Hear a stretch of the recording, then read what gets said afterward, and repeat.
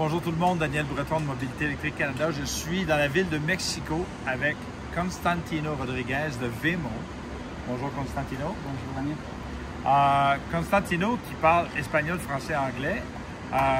Son français est un petit peu rouillé, mais quand même, il est vraiment pas mal ton français. Ouais, on va essayer. On va essayer. Ouais. Donc ici, on est à la compagnie Waymo. On est dans une espèce de hub. Où est-ce qu'on a des bornes de recharge rapides, des 60 kW, et on a un paquet de véhicules électriques ici. Ce ne sont que des véhicules électriques, c'est ça? C'est ça. OK. Puis là, il semble y avoir comme deux modèles, c'est-à-dire qu'il y a ce modèle-ci qui sont des véhicules électriques qui, si je ne m'abuse, d'après ce que tu m'as dit, les gens qui conduisent ces véhicules-là, ce sont des employés de Waymo. Oui, ce sont les employés de Waymo. OK. Oui. Puis, combien de kilomètres en moyenne ont ces véhicules-là? Environ 400 km par jour. 400 km par jour. Oui. Et là, ils sont rendus à peu près à combien de kilomètres? Oui, ces véhicules, ils sont 4 années. 4 ans? Oui. Et environ 300 km. 300 000 km. Oui, 300 000 km. Oui. Et là, tu m'as dit tout à l'heure que vous avez de quoi monitorer la qualité de la batterie, etc. Tu me dis en moyenne, vous étiez à quel pourcentage encore après 300 000 km? 89 de capacité de batterie après 300 000 km. Oui. On a une très importante télémétrie plateforme où on peut vérifier la qualité et la condition de la batterie. Et oui, environ c'est 89 km. 89 Oui. Et ça, c'est même si vous ne faites que charger sur des bornes rapides. Oui, que charger comme borne rapide. Oui. OK. Pas de bornes de niveau 2, juste des bornes rapides. Oui. Vous êtes à 89 pareil. Oui, et ça c'est parce que les véhicules, ils s'opèrent par 2 personnes par jour. Donc ils sont environ 18 heures par jour. Sur la route. OK, quand même. Et là, il y a un autre véhicule ici. Celui-là est différent. C'est pour un autre modèle d'affaires. Oui. OK. Ceux-là, ce n'est pas des employés qui les conduisent. Non, c'est une personne où on finance les véhicules. C'est loué, on peut dire. Voilà. OK. Et cette personne, il conduit environ 12 heures par jour. OK. Et c'est ça. Puis ces gens-là, eux, c'est dans le fond, si j'ai bien compris, vous leur louez, je pense que c'est 4 ans ou 5 ans, et après le véhicule leur appartient? Oui. OK. Après ça, ils peuvent faire ce qu'ils veulent avec?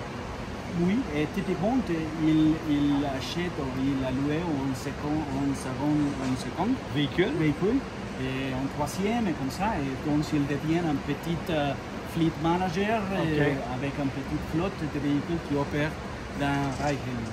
OK. Là, ici, on est dans le centre-ville de Mexico. Oui. Ici, on a un hub où vous avez, je pense, c'est quoi? C'est une trentaine de pistolets, un truc comme ça?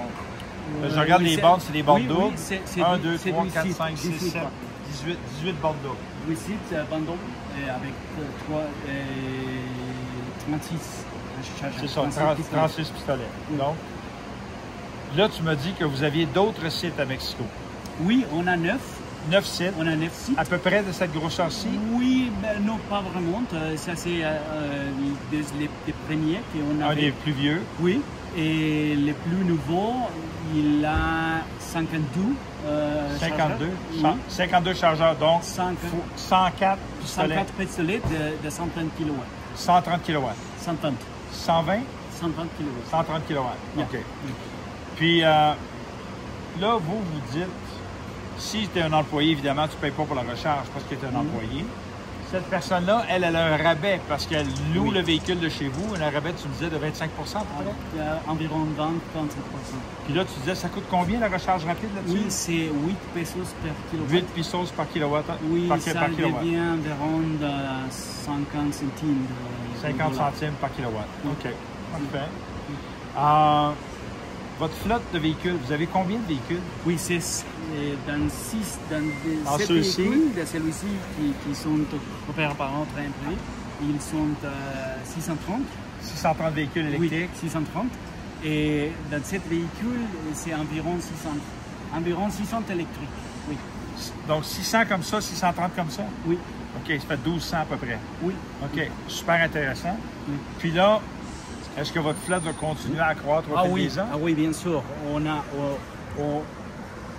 On espère les prochaines années, ça devient beaucoup mieux de véhicules, environ 2000 véhicules. 2000 véhicules. OK. Et là, il y a une chose dont on a parlé hier, moi qui j'étais stupéfait, c'est que j'ai vérifié, il y a grosso modo 4500 à 5000 taxis à Montréal. Oui. Moi, je viens de Montréal. Là, hier, j'ai rencontré quelqu'un de Vemo qui m'a dit que dans la ville de Mexico, il y a à peu près, croyez-le ou non, 250 000 taxis à Mexico. Pas dans le pays, dans la ville. Oui. Il faut dire que la ville de Mexico, tu sais, c'est 8 à 9 millions d'habitants. Si tu prends la banlieue, c'est 25 millions. 25 millions d'habitants. Donc, c'est une énorme ville. Est-ce que vous avez l'ambition, à un moment donné, de faire en sorte que tous les taxis de Mexico deviennent électriques? Oui, ça c'est notre... C'est ça le but, hein? Oui, ça c'est le dream. Ouais.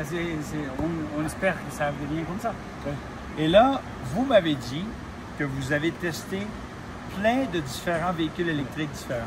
On a testé plus de 300 véhicules. 300 modèles de véhicules Oui. électriques différents. Environ 350. OK. Parce que voilà, on a testé des véhicules de différents pays, de différents manufacturiers, oui, de différentes.